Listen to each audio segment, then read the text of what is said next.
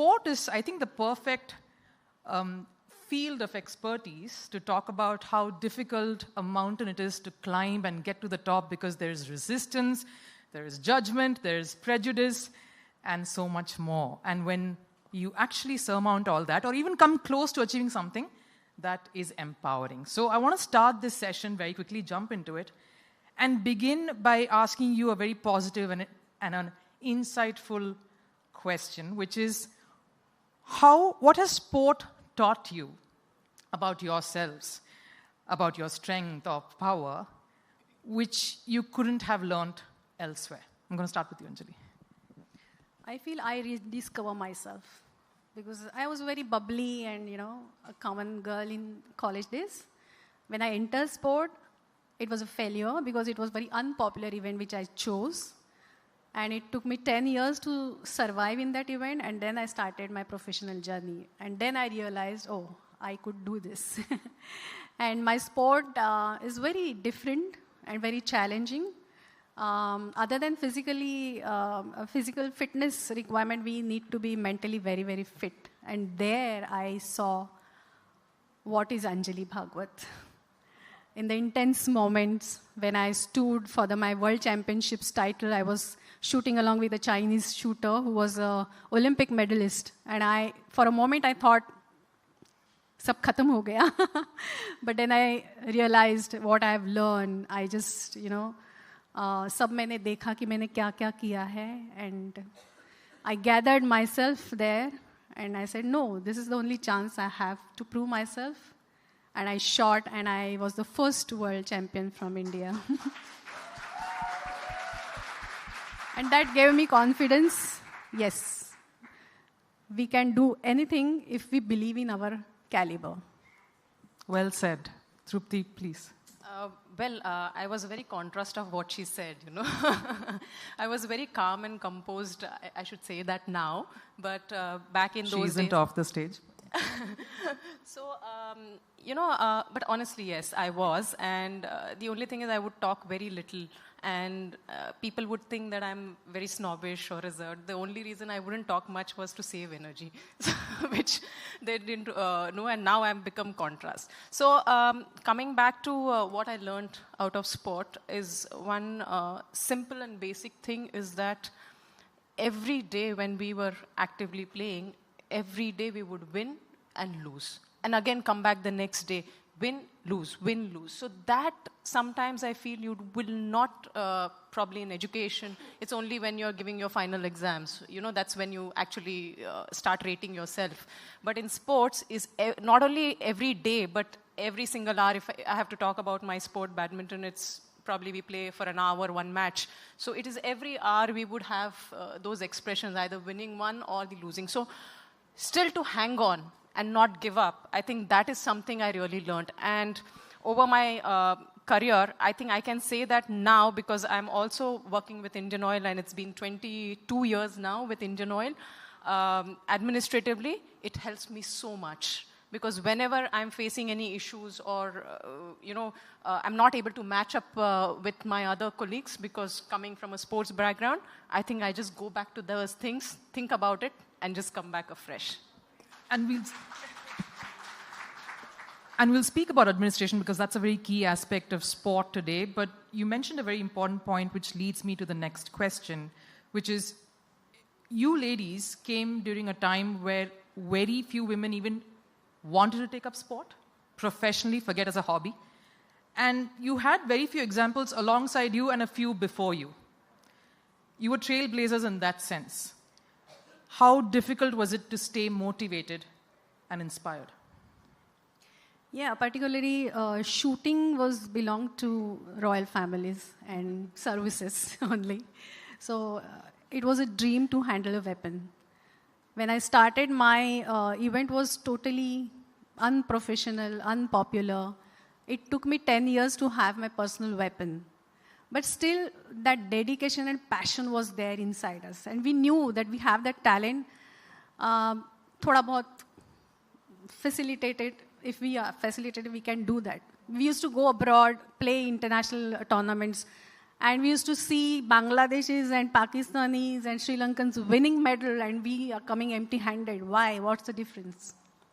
And when we got all the facilities after 10 years, we started, we went havoc internationally. So we went through, it was a struggle, but I enjoyed those challenges. Challenge nahi hoga to it used to be a very bored journey. But I am so happy that we have paved that way for our coming generation. Our coming generation is very, very smart, very intelligent. Everything is ready for them on the platter. But they are using it in a good way. So we are now ranked world #1 as a team. And, when we used to go, we had that complex playing along with the white skin, traveling abroad.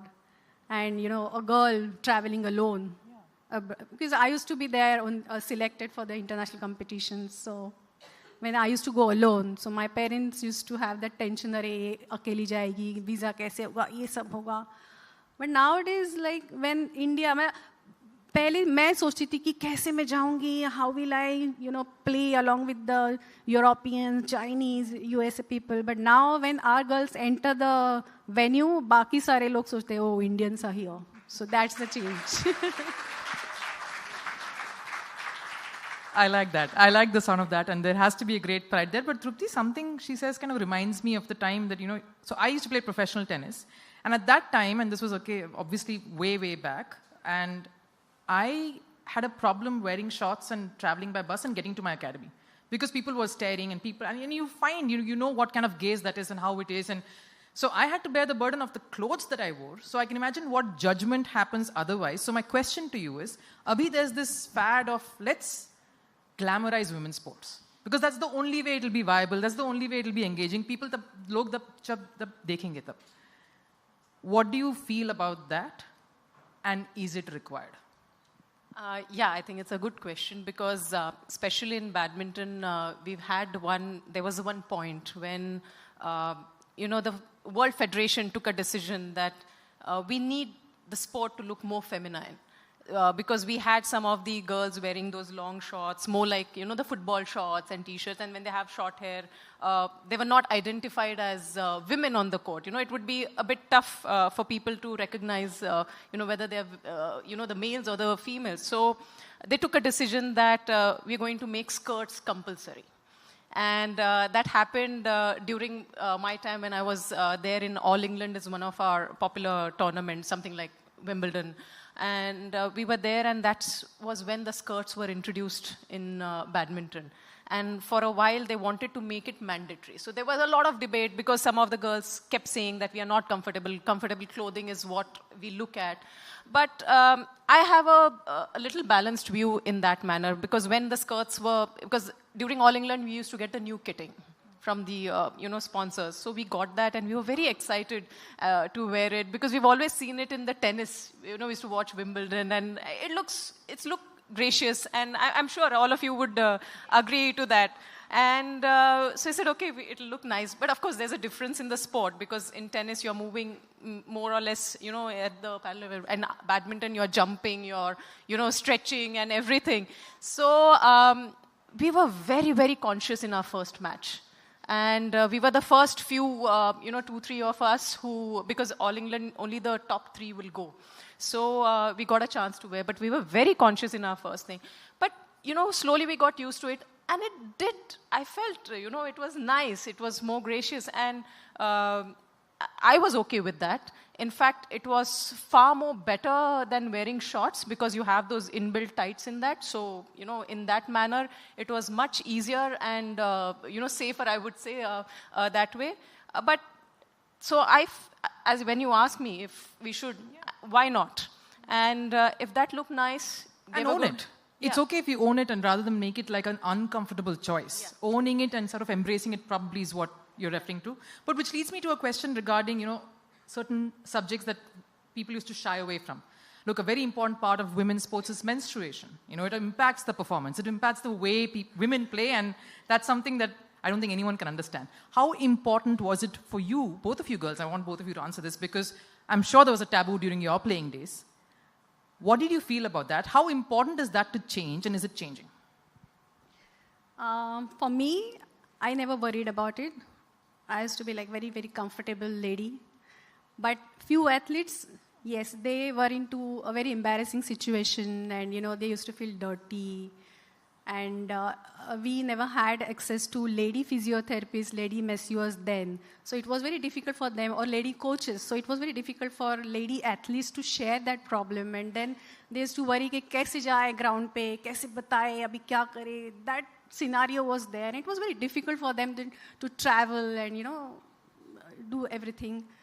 But I'll give you, there's a vast change now in that because recently I attended a junior shooting ka camp chal raha tha Delhi mein.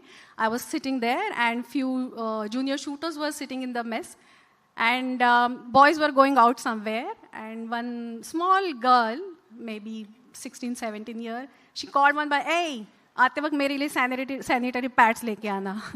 And that boy was okay, ठीक है. I was like, what? दुनिया इतनी बदल गई है.